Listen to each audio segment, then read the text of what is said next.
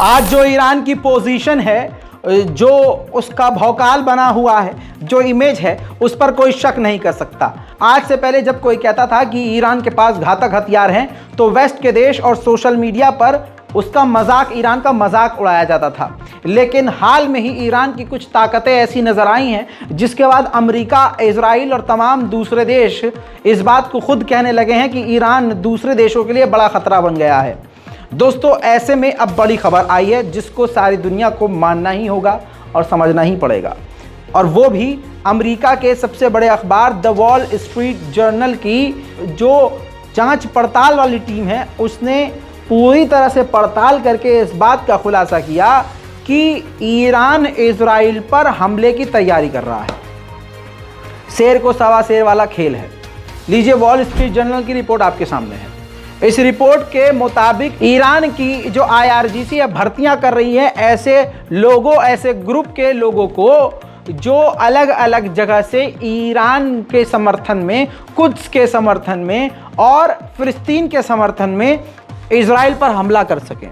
दोस्तों, कहा है कि कुद्स फोर्स के कमांडर ने हमास के लीडर से, हिजबुल्लाह के लीडर से इसी हफ्ते, पिछले हफ्ते जो है मुलाकात करी है, और बताया गया है लेबनान की तरफ से जो इजराइल पर रॉकेट दागे गए थे, सीरिया की साइड से जो रॉकेट दागे गए थे इजराइल पर, अभी हाल में आपको याद होगा, इसमें ईरान की IRGC ने हमास, गाजा और लेबनान से कोऑर्डिनेट किया था। यानी हमला ईरान के इशारे पर हुआ था और ये पूरी प्लानिंग ईरान की थी। ये बात मैं नहीं कह रहा हूं, रिपोर्ट में साफ आ चुकी है। वहीं कुद्स डे के दिन, इंटरनेशनल कुद्स डे के वक्त, यानी जो अभी पिछला जुमा गुजरा है, उस दिन पूरी दुनिया में कुद्स डे मनाया गया है। ऐसे में गाजा के ही लोगों को ईरान के राष्ट्रपति इब्राहिम रईसी ने वीडियो कॉन्फ्रेंस के दौरान, वीडियो के जरिए उनको फिलिस्तीन को समर्थन देने के लिए समझाया है और कमर बांधने के लिए इजराइल के खिलाफ कह दिया है। यानी अब ईरान तमाम मुस्लिम देशों को अपने पाले में करके मैदान जंग में आने की तैयारी कर रहा है। भारत की राजधानी से लेकर अलग अलग क्षेत्रों में भारत में इंटरनेशनल कुद्स डे नहीं मना पाए भारत के मुसलमान। कहीं तो परमिशन ना मिली, कहीं हाल बुरा था, दूसरी तरफ देश का माहौल भी ठीक नहीं है। जब भारत के मुसलमान अपने लिए नहीं खड़े हो पा रहे तो फिलिस्तीन के लिए क्या ही खड़े होंगे। लेकिन पड़ोसी मुल्क पाकिस्तान में फिलिस्तीनियों के समर्थन में जमकर सड़क पर रैलियां निकाली गईं और फिलिस्तीन की आवाज उठाते हुए इजराइल के खिलाफ प्रदर्शन किया गया।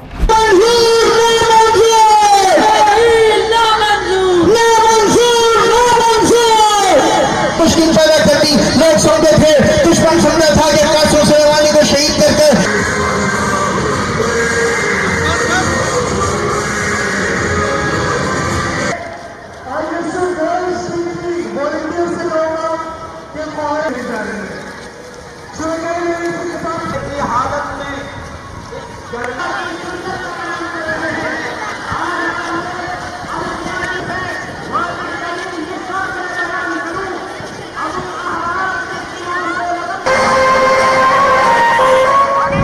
इससे पहले कोई संघी कुत्ता मुंह से हगे, ये तस्वीर दिखा देना चाहता हूं कि सिर्फ पाकिस्तान में नहीं, अमेरिका के VVIP इलाके टाइम्स स्क्वायर पर भी इजराइल के खिलाफ और फिलिस्तीन के समर्थन में जमकर प्रदर्शन किया गया।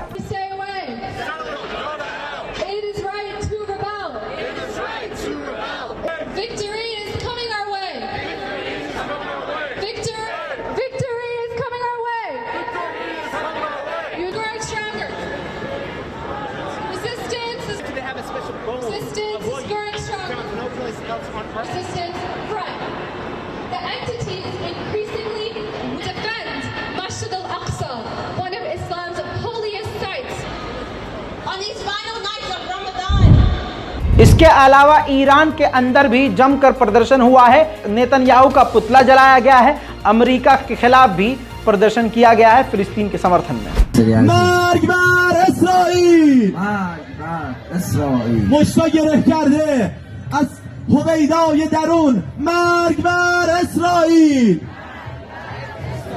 مرگ بر اسرائیل، مرگ بر اسرائیل. اما رژیم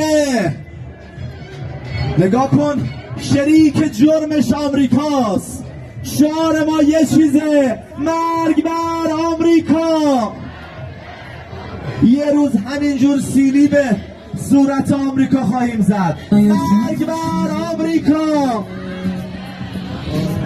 مرگ بر آمریکا،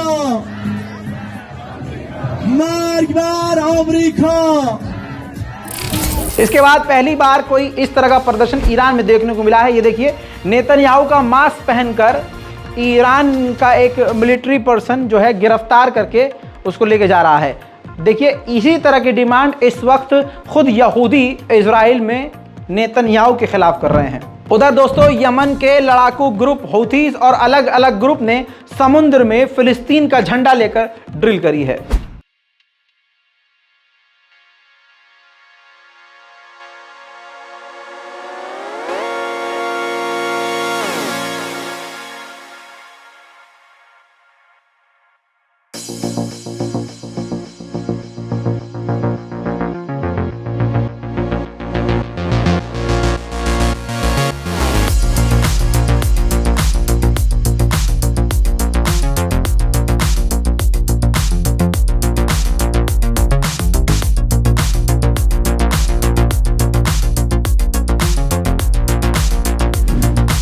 ईरान और सऊदी अरब की दोस्ती से ऐसा काम हो गया है कि समझ जाइए कि इससे बड़ा काम नहीं हो सकता। अब आपको बताता हूं, अमेरिका इजराइल और सऊदी अरब की लगातार पिछले कई सालों से बातचीत करवा रहा था और बातचीत इस मुकाम तक पहुंच चुकी थी कि बहुत जल्द यहूदी मुल्क से नबी के मुल्क मक्का में इजराइल की यहूदियों की फ्लाइट आती और सऊदी अरब और इजराइल के बीच नॉर्मलाइजेशन हो जाते और यह बातचीत काफ़ी आगे बढ़ चुकी थी। लेकिन इसी बीच में सऊदी अरब ने सही फैसला लिया और ईरान से हाथ मिला लिया। नेतन्याहू की सरकार से पहले से अमेरिका भी परेशान हुआ और सऊदी अरब भी।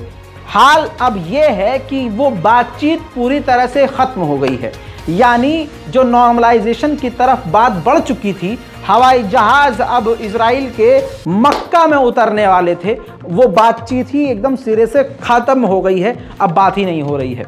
नेतन्याहू की सरकार से न अमेरिका खुश है, न सऊदी अरब खुश है और यूएई भी नेतन्याहू की सरकार से खफा है। लेबनान की तरफ से जब इजराइल पर रॉकेट आया तो इजराइल रॉकेटों को रोक नहीं पाया, सारा भरम इजराइल का फुस हो गया, आयरन डोम ठप हो गया। ऐसे में नेतन्याहू को, जो उसकी सरकार के खिलाफ खुद ही लोग सड़कों पर हैं, अपनी गिरती हुई सरकार को संभालने के लिए उसने एक बयान दिया और कहा कि हमने लेबनान में आतंकवादियों समेत हमने हिजबुल्लाह के अड्डों पर भी हमला किया। ये बयान उसी के अखबार में छपा हुआ है, इजराइल के अखबार में। इसके बाद हिजबुल्लाह यानी हसन नसरुल्लाह ने खुद बयान जारी किया बिना देरी किए। उन्होंने कहा कि हमारे इलाके में जो फिलिस्तीन समर्थक ग्रुप हैं उन पर भी हमला नहीं किया इजराइल ने।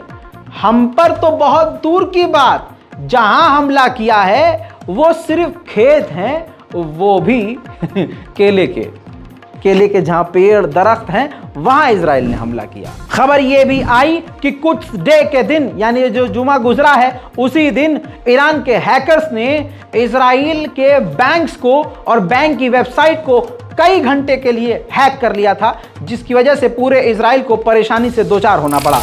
ईरान ने जो ये अचानक से इजराइल के ऊपर हमला करने की पक्की तैयारी की है, इसके पीछे ईरान की कोई बेवकूफ़ी नहीं है, समझदारी है। क्योंकि अमेरिका के पेंटागन के जो डॉक्यूमेंट लीक हुए हैं ईरान के ऊपर हमला करने के लिए, इजराइल ने फरवरी में ही पूरी तैयारी कर ली थी।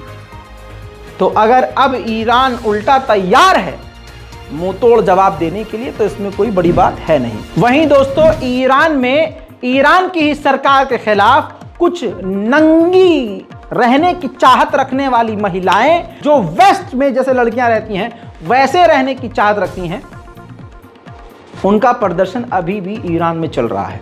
देखिए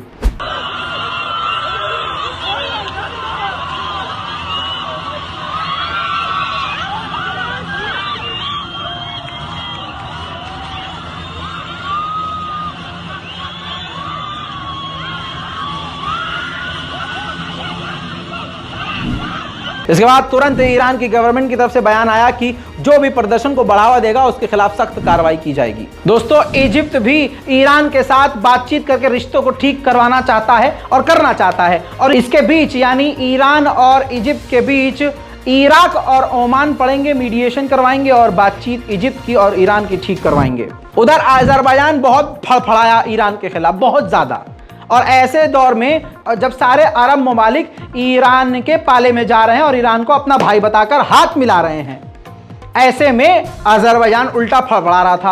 अब अजरबैजान के तेवर नरम पड़े हैं और उसकी तूती बंद हुई है। अजरबैजान ने ईरान के फॉरेन मिनिस्टर से फोन पर बात करी है और नॉर्मल करने के लिए हालात को बात करते हुए कहा है कि अगर मिलना भी पड़ेगा हम दोनों देशों के फॉरेन मिनिस्टर्स को तो हम मिलेंगे। उधर पाकिस्तान के प्रधानमंत्री शहबाज शरीफ ने ईरान के राष्ट्रपति से इब्राहिम रईसी से फोन पर बात करी है फिलिस्तीन के मुद्दों को लेकर। वहीं ईरान लगातार अपनी ताकतों को बढ़ा रहा है। अब ईरान ने ऐसा एक मिसाइल बना लिया है जो कि टैंक से लेकर किसी भी डिफेंस सिस्टम को तबाह करने में कामयाब है। इसको रोकना नामुमकिन है। शदीद, ये देखिए दोस्तों, टैंक से दागा गया है। अब देखिए, इसका नाम है शदीद 365। IRGC की ग्राउंड फोर्स ने इसको लॉन्च किया है, जो कि किसी भी टैंक, डिफेंस सिस्टम, किसी भी लॉन्चर को जाकर तबाह कर सकती है। यानी डिफेंस सिस्टम भी इसको रोकने में बेकार है।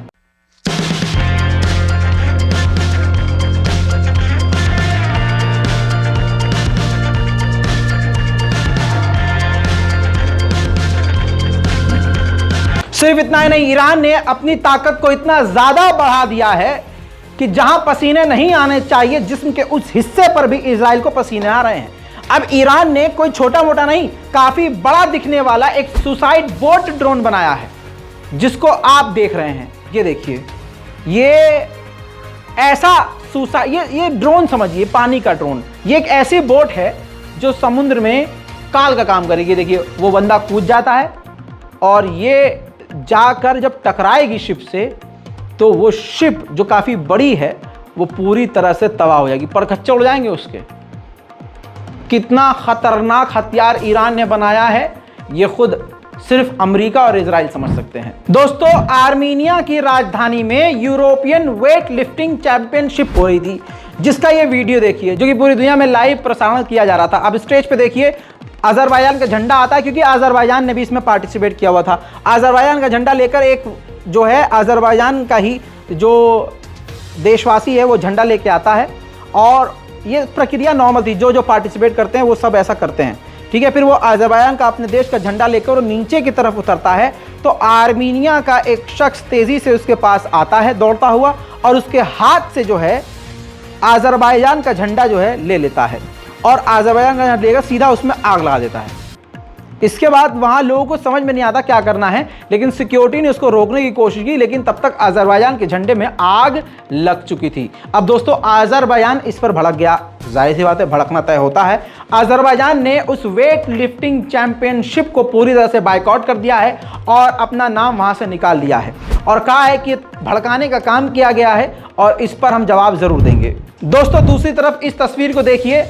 खबर यह है कि कल देर रात तुर्की ने एक बार फिर से इराक के अंदर, तुर्की के बॉर्डर से 200 किलोमीटर अंदर घुसकर PKK को निशाना बनाया, कुर्दिश लोगों को निशाना बनाया, जिसमें 3 कुर्दिश लड़ाके मारे गए हैं। इराक के लोग पहले से ही तुर्की से नाराज हैं। इससे पहले कि इराक के लोग कुछ और बोलते, तुर्की के फॉरेन मिनिस्टर ने कह दिया कि सीरिया और इराक के अंदर हम इसी तरह से हमले जारी रखेंगे। दोस्तों, कल सुबह ही सुबह आपको जो खबर बताई थी सूडान को लेकर, उसमें ताज़ा जानकारी बता रहा हूं।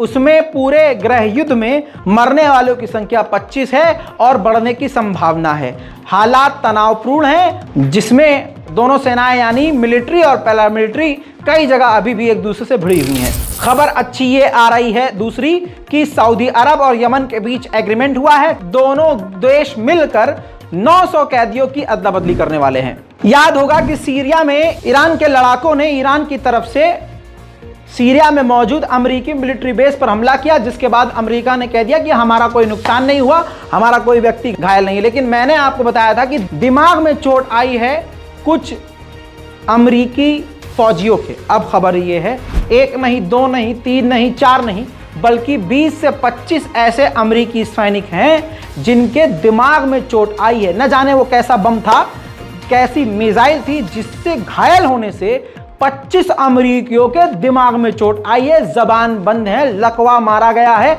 अस्पताल में भर्ती है, बोल नहीं पा रहे और हालत उन सैनिकों की खराब है। दोस्तों, इस पूरी मिडिल ईस्ट रिपोर्ट पर आपकी जो राय है वो रज़ाकाराफी के लिए बेहद जरूरी है। रिपोर्ट को शेयर कीजिए, दुआओं में याद रखिए। जय हिंद।